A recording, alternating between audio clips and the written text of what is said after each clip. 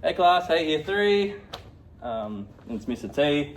And we're going to do our science lesson on our new unit, and it's called the science of heat. And for our lesson 1, we get to do this lesson called hot meets cold. So, I wanted to start with a question. How does something cold warm up? So I've got a few examples here. When you put your cold lunch, that your mum packed in the morning at school for lunchtime, you put it in the microwave, your lunch warms up. Same thing like when you're cold on a cold day. We've been through a couple of cold months. When you're cold on a cold day, you put a jumper on and you warm up. I'm not in the camera, hey, I've got to do it this way. So I'm going to ask around the class. Let's start with Brandon. Give me an example of something cold warming up. When I'm in the sun, when it's in winter. When you're in the sun, so what is warming you up? The sun is warming up. Sun's warming your body up. That's a great example. Selma, let's go. What's another example? I don't know. No, that's all right. That's all right. Anyone want to help Selma out? Gosh, we've got a tight class, don't we? Hey, Emma, come on. Oh yeah. Okay. When I heat up my tea. When you heat up your tea, yeah. Tea at Water. Yeah. Bougie like that. Isn't that for grown-ups? I am correct. I like those examples. Those examples are great. We are going to find out today why those things heat up and how heat moves. So that brings us to our lesson today. We are going to learn about to find out where heat comes from. We're going to learn how to measure and record temperature change. And then lastly, we're going to perform an experiment to see what happens when something cold touches something hot. So to begin with, we are going to watch this video. And I'm going to tap it. Hopefully it works. Ad's going to play. Anyone want some mattresses? Limited time. Limited time only, guys. 40 weeks. You're serious about sleep. Is that the volume? Yeah. Thermal energy moves in 3 main ways: conduction, convection, and radiation. The movement of heat within a solid object is called conduction. Conduction also occurs when objects are touching. Look at the kettle on the stove. Heat from the flame moves through the metal of the kettle to the water in contact with it inside. This is an example of heat conduction. Butter melting on a fry pan is another example of heat conduction. When you lick an ice cream, it feels cold because heat conduction will come to the ice cream. The movement of heat in liquids and gases is called convection. The air in a hot air balloon is heated by the burner and rises up inside the balloon. As the hot air rises, the cooler air falls and creates a current within the balloon. The convection current causes thermal energy in the air to spread through the balloon. On a hot day, you might cool down a room with an air conditioner. The cold air that blows out from the air conditioner circulates around the room and creates convection currents.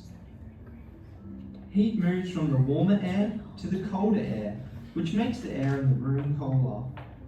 Cool, hey? For thermal energy to move by conduction and convection, it must travel through matter. Between the sun and the earth is empty space. How does the heat from the sun warm the earth and other planets in the solar system? The answer is radiation. Radiation is the transfer of energy through electromagnetic waves. Look at the man warming by the fireplace. The heat from the fire warms the air in the room through convection. However, the man also receives warmth from the fire directly through radiation. The warmth you feel when you place your hands near an electric heater or a campfire are examples of heat in the form of radiation. We can observe conduction, convection, and radiation when water in a kettle is heated. Thermal energy moves through the metal to the water by conduction. Thermal energy moves around the water through convection. And finally, the heat leaves the kettle and is transferred to its surroundings by radiation. I hope you had fun learning about heat. See you next time. Awesome, that's the video. That is the video.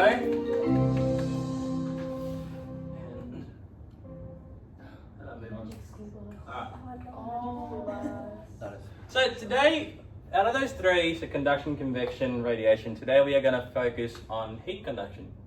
So just to go through what is that, heat conduction is when heat moves between two touching objects. So like in the video I said, a cold object needs to be touching a hot one for heat conduction to happen. So they gave us some examples in the video. They said, the first one was the kettle example, that's a great one.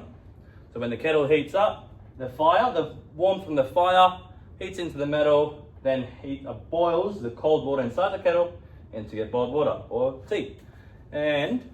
Or same as butter melting, it's similar, same thing, fire, hot, through the pan, melting the solid butter, and yada yada. Last one's a bit of a unique one because it's not, our tongue isn't as hot as fire, but if you notice our tongue is warmer than an ice cream.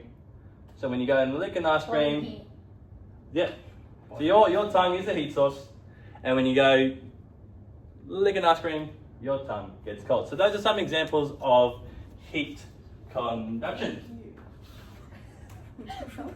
But Mr. T, you might wonder, but Mr. T, why does something cold warm up?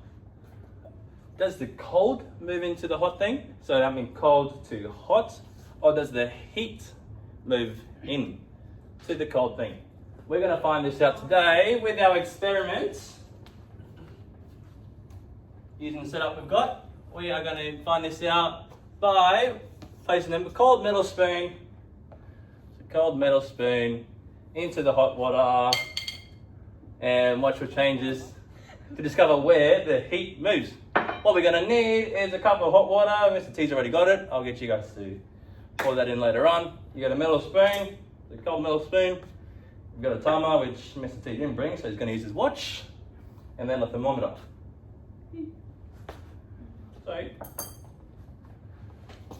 how the experiment is going to be done, Mr. T will demonstrate it first to you guys, and then you guys are going to get into groups. I'll split you up into groups, and you guys are going to do the experiment. But before that, I'm going to hand out a worksheet.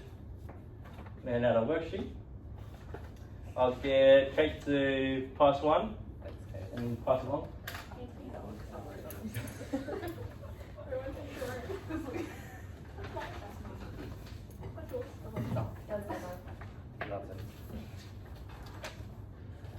Alright, awesome. So, before we start filling the, write your names please. Write your names down and then listen up to Mr. T.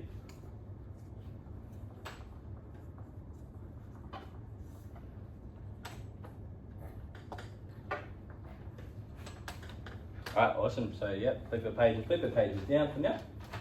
The pages down for now. Mr. T won't do the experiment for you guys because I want you guys to find out what will happen with the experiment. Mr. T is just going to walk you through the steps of the experiment, and then we get on. So first, you are going to go. Just presume this cup is empty.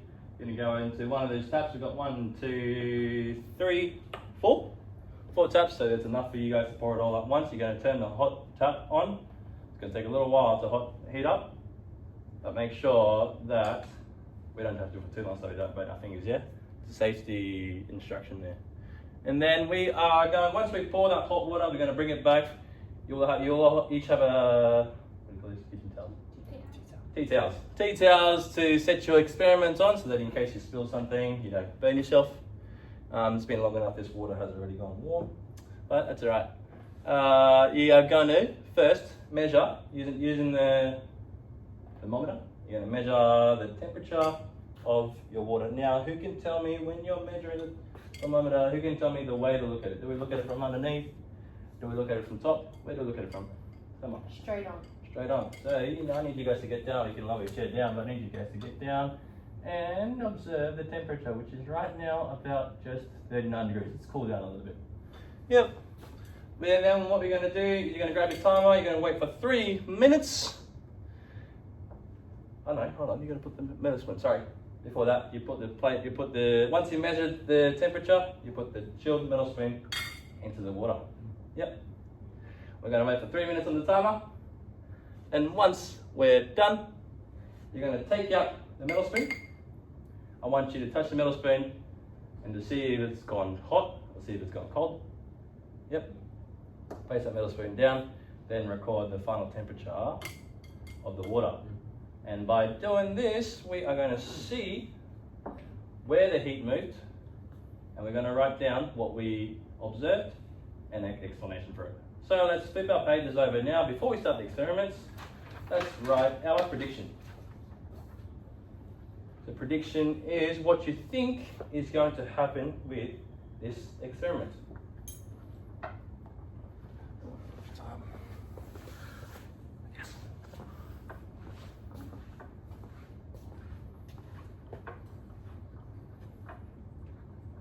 Thanks for writing, guys. That's done. Okay. Thank you. Oh. Thank you. It's done. 11 minutes.